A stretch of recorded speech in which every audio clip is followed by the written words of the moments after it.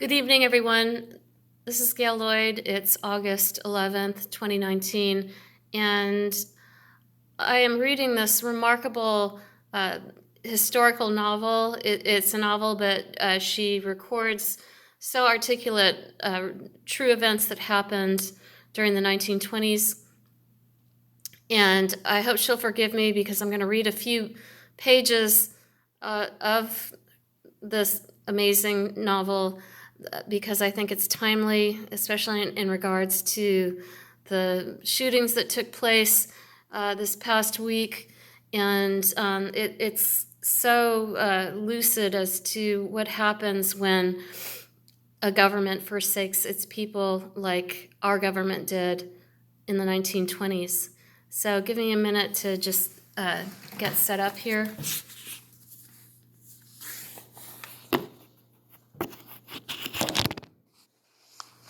So just a little bit of background.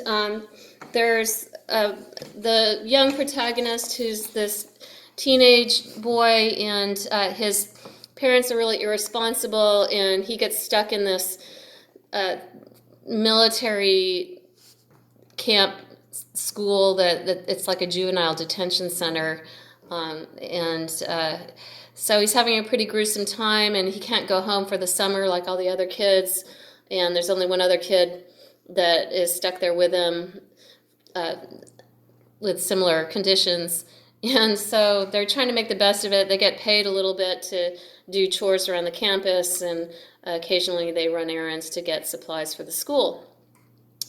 And meanwhile, post-war, there was a vast, and this is history, there was a vast camp of veterans that started growing along the river and on up Pennsylvania Avenue, veterans and their families, because after they fought and sacrificed so much during World War I, they weren't given their pensions because the administration was irresponsible. In other words, they had the money to send them to war, but they didn't have the money to take care of the veterans and their families when they came back from the war. And so the next few pages that I'm reading is recording an actual historical event that happened because of the dire straits of these stalwart veterans just asking for their rightful pensions.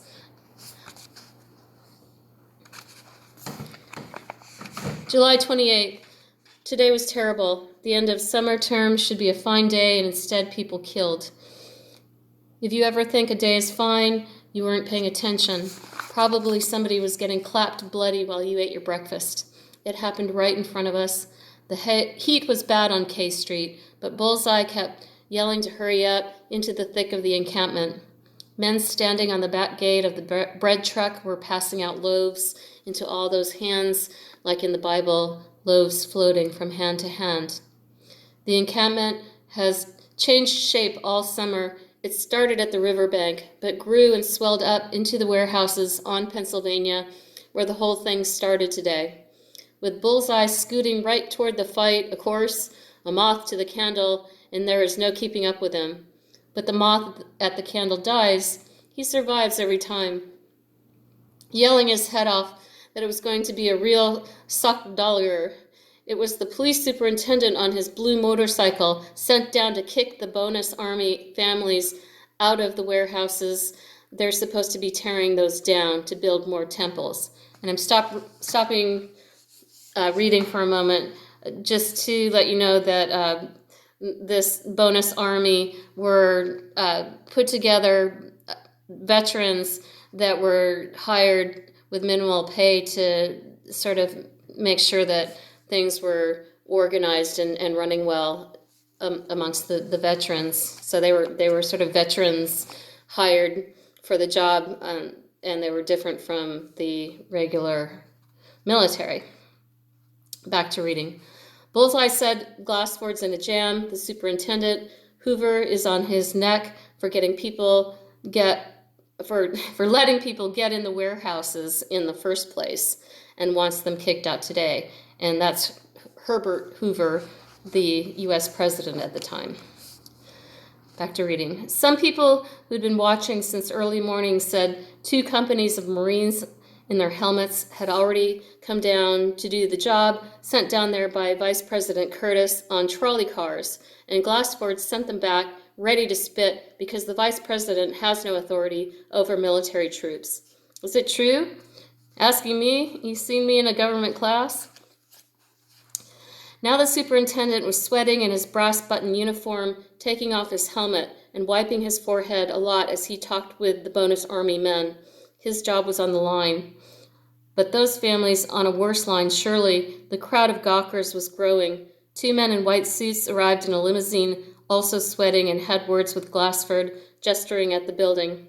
Bullseye pushed to get closer, nearly tipping an old man with a shopping basket in his arm. The old man was mad as bugs, shouting at the police. "Where was you in the Argonne, buddy?" You wouldn't have guessed that fellow had so much air in him. Other people picked it up, shouting things too. "They risked their life and limb in France. You're running them out like dogs." But mostly the crowd was quiet, waiting to see how it would go. A banner painted on a bedsheet furled out a second-story window, "God bless our home." "All right then, we're off to K Street," said Bullseye suddenly, and off he headed toward the A&P. For once, his magnet for trouble failed him, and he was putting sacks of corn grits in a crate at the back of the store when the showdown started. A woman came running in the front door, screaming that Officer Glassford had been shot. Bullseye took off at a lope. The story changed many times before we could get to the scene. Glassford was dead, or else he wasn't. He'd finally ordered the area cleared and got hit with a brick thrown out a window of the warehouse. That was how it went, people talking and running for the scene, and at the warehouse it was bedlam. Women streaming out the door carrying cookpots and children, a lot of crying and screaming. Some bonus army men lay bloody in the street, shot, maybe dead. Bullseye looked ready to murder. More men were roaring up from the main encampment by the river. They'd gotten wind and come running with bricks to defend their women and kids, and Glassford's men returned to fire with bullets. They weren't even ashamed. Scads of people saw them do it. The whole crowd was screaming, like Cortez and the Aztecs, one side always better armed. An ambulance sounded from far away, probably stuck. The mob was like an ocean now, shifting from side to side. Nothing could get through. The only thing running fast was rumors.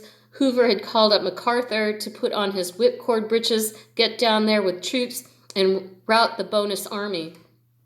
Half the city stood jammed together on the hottest day of the year. Officers were letting out, all eyes watching to see what would happen to these women and men. They stood on the step of a wrecked building, clutching what was left of their lives in a wad at their bellies, and every shopper and businessman, idler and schoolboy felt horror rise, wondering the same thing. Where can they go? A grumbling sound like thunder seemed to come out of the street.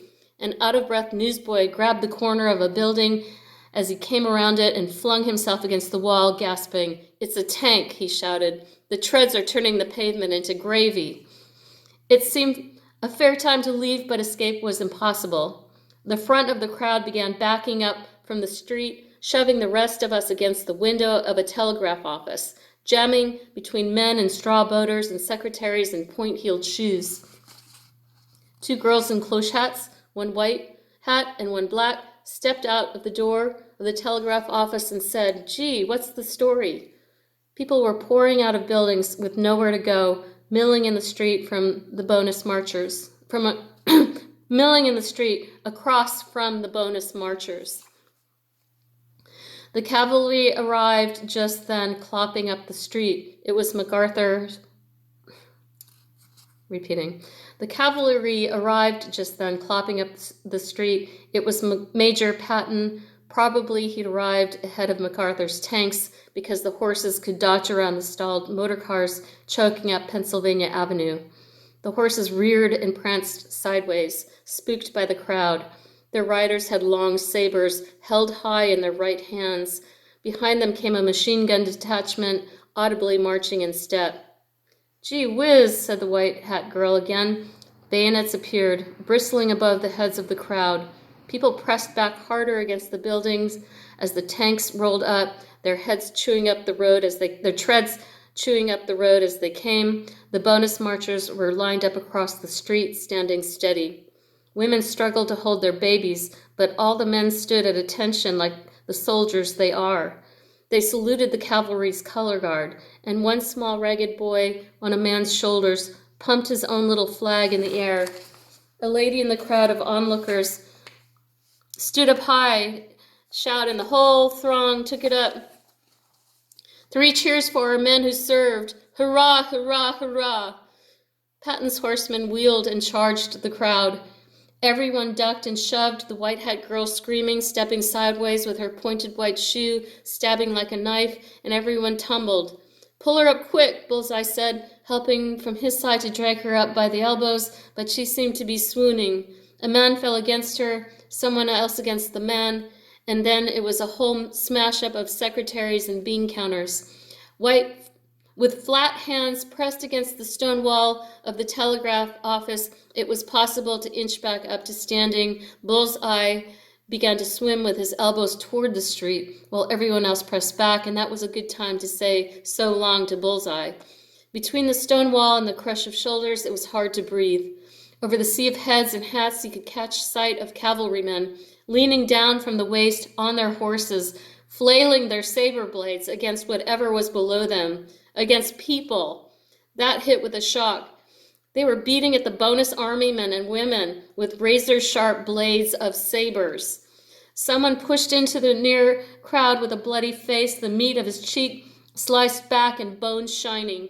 Roar after roar rose from the crowd in front, leaving those at the rear to guess and dread the cause of it. The cavalrymen kept shouting to clear out, but the crowd shouted, "Shame! Shame!" until it became a chant. The bonus army had linked arms to form a colonnade across the street, and the cavalry flung their horses through the line, snapping bones. The crowd howled, screams erupting with every charge of horsemen into flesh. Bullseye suddenly appeared. "Come on, we can't get through smashed potatoes." Bullseye swung open the door of the telegraph office and like a magician pulling a scarf through a ring, yanked us both through the knot of people into the office. The people trapped inside all looked up, the same shocked face. "Back to the alley," Bullseye yelled, but no one else made for it as he treaded through the desks and clerks to the washroom, climbed onto a radiator, and popped open the window. Outside, the alleyway was surprisingly empty. Trash heaps and crates of sodden lettuce. It must be a restaurant next door. It was a stench to beat the band. Not one other person had thought to escape from the melee by this route. Bullseye turned south at a hard trot. "School's the other way." "Right," he said without slowing up. A burning stench began to choke out the restaurant smell. "God," Bullseye croaked, "it's gas. Come on, this way we're cooked." People came into the alley with hands over their faces, coming from the direction of the river. What followed was the sight of blindness itself coming on, and a feeling exactly like trying to breathe salt water, like swimming into the cave, the longest possible held breath.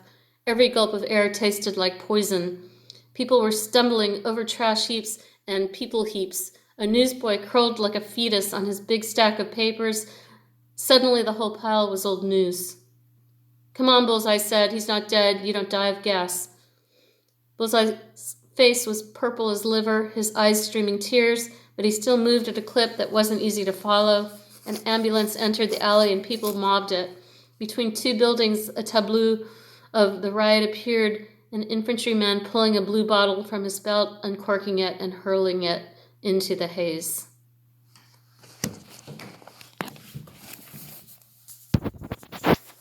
A cautionary tale, people. Thanks for listening.